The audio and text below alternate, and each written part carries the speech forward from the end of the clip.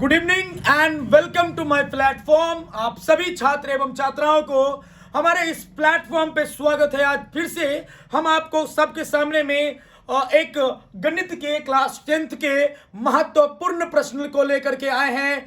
विश्वास है कि ये प्रश्न आपके आगामी आने वाले बोर्ड परीक्षाओं में पूछे जा सकते हैं और मैं इसे बड़ा ही आसान मेथड से आपको समझाने का प्रयास करूंगा। बच्चा आते हैं, देखते हैं ये प्रश्न क्या कहता है। जैसा कि आप जान रहे हैं, ये प्रश्न कह रहा है कि क्रमशः 6 सेंटीमीटर, 8 सेंटीमीटर और 10 सेंटीमीटर त्रिज्या वाले 3 ठोस गोले को पिघलाकर एक बड़ा गोला बनाया जाता है। 6 सेंटीमीटर, 8 सेंटीमीटर और 10 सेंटीमीटर वाले 3 ठोस गोले को पिघला करके हम लोग एक बड़ा गोला बनाने का बात की जा रही है और फिर कही जा रही है तो बड़े गोले की त्रिज्या बताएं। ये आपके 5 मार्क्स में भी प्रश्न पूछे जा सकते हैं। आइए देखते हैं, बड़ा आसान मेथड से इन प्रश्नों को करते हैं। सबसे पहले तो हम देखते हैं कि गोला 3 है, एक का 6 सेंटीमीटर, यानी कि हम अगर मान ले R1 बराबर हमारा 6 सेंटीमीटर हो गया। दूसरा गोला थोड़ा सा बड़ा इससे, तो ये इसका कितना हो जाएगा त्रिज्या, तो इसका त्रिज्या दिया गया 8 सेंटीमीटर, यानी R2 बराबर 8 सेंटीमीटर। तीसरा त्रिज्या ठीक इससे थोड़ा सा बड़ा जिसकी त्रिज्या है 10 सेंटीमीटर, यानी R3 बराबर 10 सेंटीमीटर। और इन तीनों त्रिज्या को निचोड़ करके, मोड़ करके एक बड़ा सा गोला का निर्माण किया जाता है, जिस गोले की त्रिज्या हम मान लेते हैं कैपिटल R।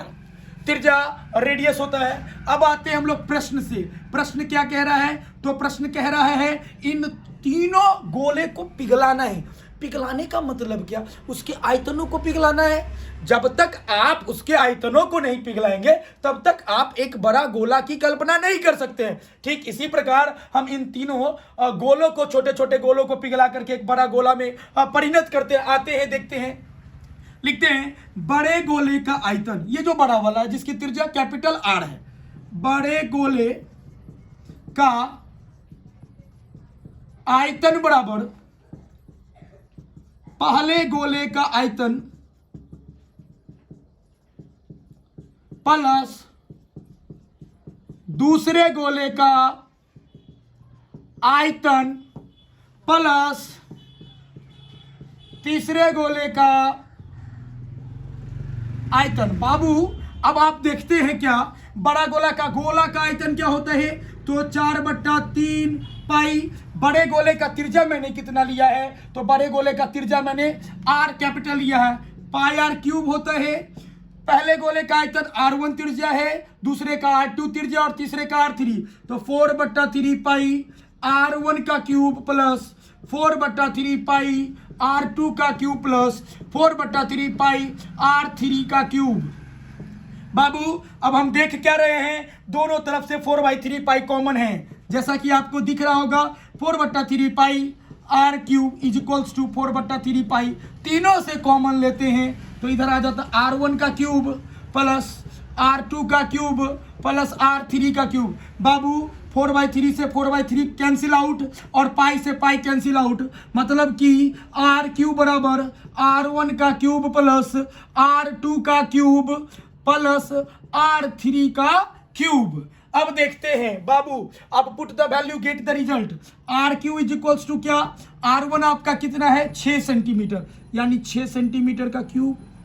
R2 कितना 8 सेंटीमीटर का क्यूब और R3 कितना, तो 10 सेंटीमीटर का क्यूब। बाबू देखते हैं यहाँ पे, अब इधर आइए और आपको इस फोल्डर में हम लेके आपको चलते हैं। R क्यू इक्वल टू, अब आपने देखा 6 सेंटीमीटर, 6 गुने 6 गुने 6 यानी 216 सेंटीमीटर क्यूब।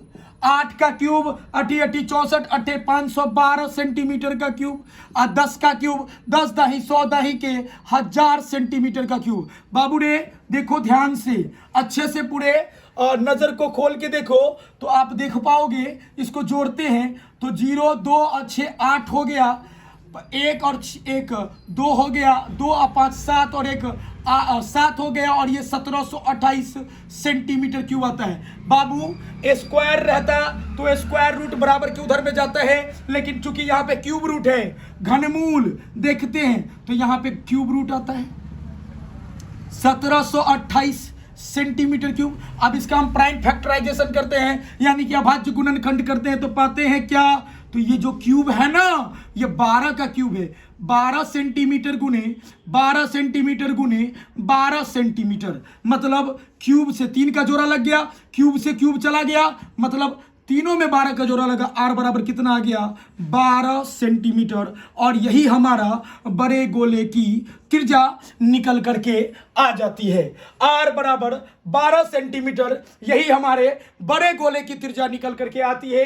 बच्चा, हमारे समाज में जब तक शिक्षा का मकसद केवल और केवल नौकरी पाना होगा, तब तक हमारे समाज में केवल और केवल नौकर ही पैदा होंगे, मालिक नहीं हो सकते हैं। इसीलिए शिक्षा का मतलब जो होना चाहिए वो होना चाहिए हमारे आसपास को, हमारे समाज को, हमारे गांव के, हमारे शहर को शिक्षित करने का प्रयास करे, आसपास के शहर को प्रयास करे शिक्षित करने का, समाज को शिक्षित करने का प्रयास करे। और बेहतरीन ढंग से मैंने आज इन प्रश्नों को आपको हल करवाया है, जो कि आने वाले आगामी बोर्ड परीक्षा में पूछे जाएंगे।